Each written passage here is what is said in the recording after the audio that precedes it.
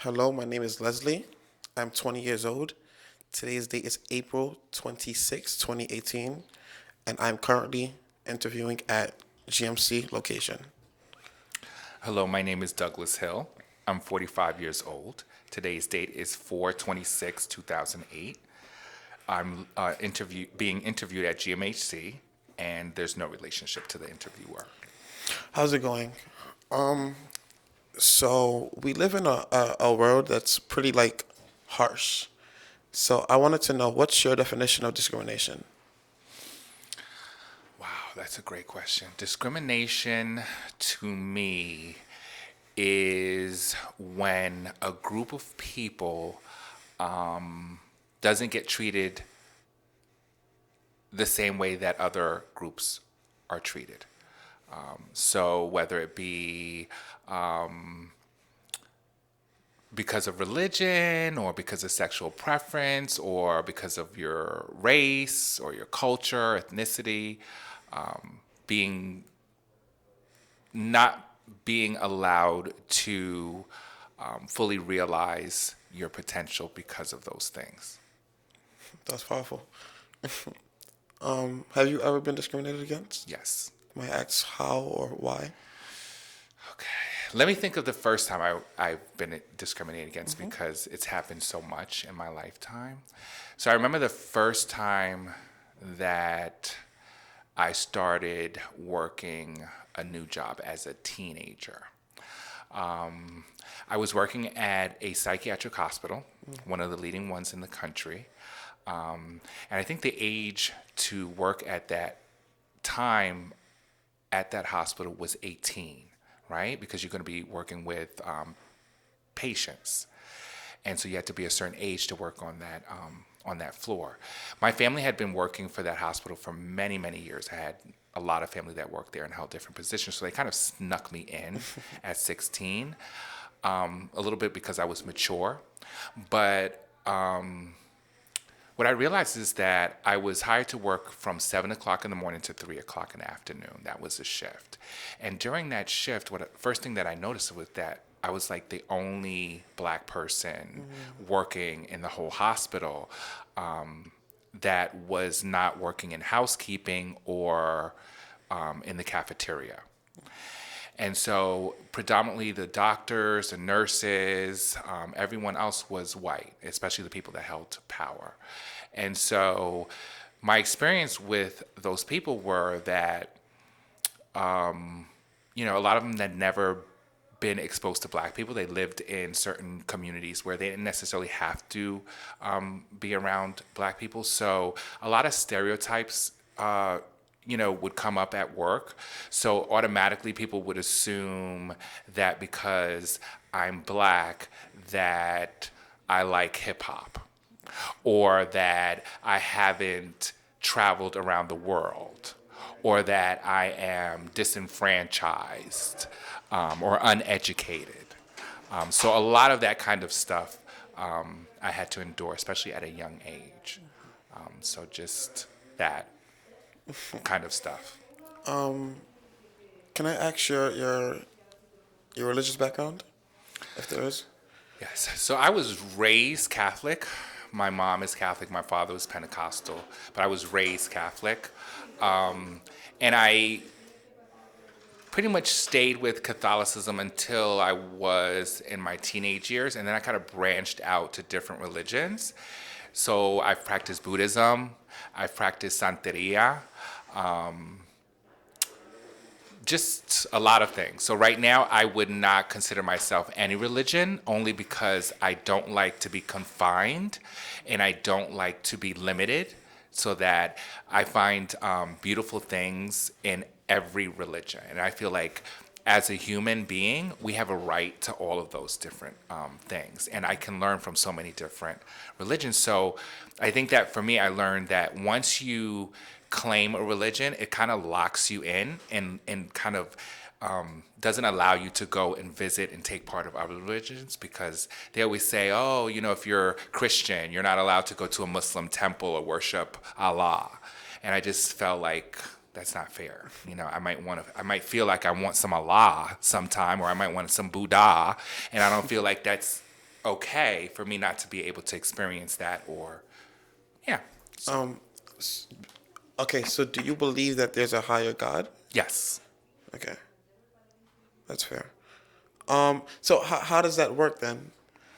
I don't personally, I don't feel like anyone knows what God's name is. You know, you can call him Allah, you can call him Buddha, you can call him whatever it is. We don't know that that's his name. You know, we may not even. So yeah, so I look at it like that. I looked at religion are just basic disciplines. You know, lifestyles that people choose to follow.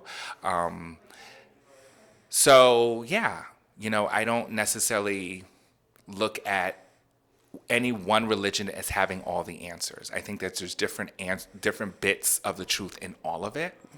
And one of one of the reasons why, another reason why I feel so strongly about not committing to any one religion is because, you know, if we look around the world today, people fight over so many different things, and religion is one of them. And people always claim that it's God, you know, that's what makes them do that. And it just never made sense that you're a Christian or you're a Muslim and you're killing other people and you're claiming that that has something to do with your God.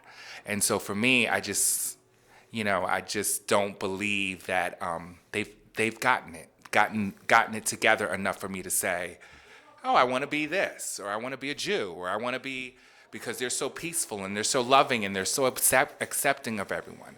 So until I see a religion that includes everyone and loves everyone and is just preaching pure love about everyone, then I'm not going to get down with that, because I just don't feel like that's the message. I agree. The idea behind religion, it's often moral based.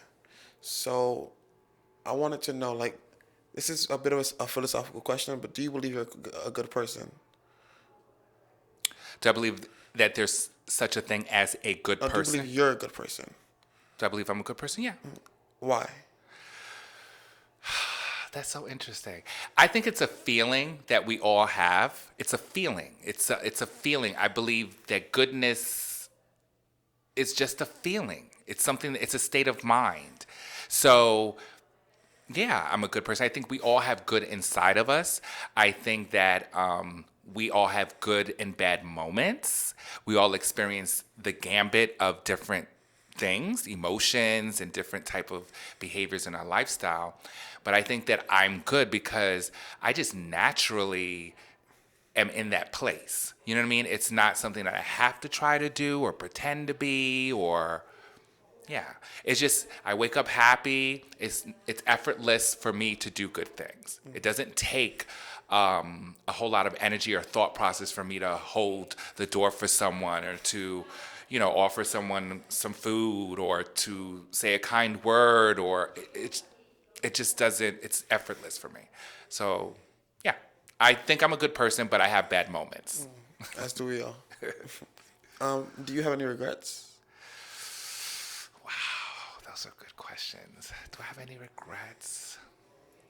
I try not to have any regrets, because I believe that everything has to happen the way it happens in order to be where you are at any given time, right? So I try not to. But if I'm being honest, I regret sometimes when I might have said something that might have hurt someone's feelings, you know, that might not have been the intention. Sometimes I get self-absorbed, that I forget things that are important to other people. So I regret doing that. But I'm not a regretful person. I'm not. I don't regret things. That's interesting. May I ask your sexual background? Yeah, that's another interesting question, because, you know, I grew up in a generation where everything was black and white. You know, you were either gay or straight. And there's a new time happening right now where people are self-defining themselves in ways that we didn't even know could be done, right? And so I guess in the time that I was growing up, I would consider myself, or be considered, bisexual, right? But now with all this new stuff going on, I don't want to just be bisexual. You know, I want to be more, you know? So like I like the word queer now, right? I like the word, like some people just use the word sexually fluid, right, to describe their sexuality. I kind of like that too, because it kind of leaves a little room in there for stuff that you don't know about yourself yet. So yeah, I think I would like sexually fluid, queer, because it's kind of not very specific. Bisexual means, people know you like men and women. And I'm learning that my sexuality is so much bigger than that now. So I asked about regrets. Do you regret not identifying yourself as these titles um, in the past, as opposed to I understand that now you have the freedom to recognize this title and identify. Do you wish you had that same freedom in the past? I do. I do wish we had that same freedom, but I think that this new generation is turning things out in ways that I don't think anyone was ready for. You guys are coming up with new ways of seeing things, new ways of defining things. You've This younger generation are breaking molds. Like I said, it was either black or white, gay or straight. There was not grays in between. There were not all these other stuff, the LGBTQ. That's something that your generation kind of made people more aware and educated about. So I don't I don't know if I regret not having those labels back then, because I think that my sexuality has been a process.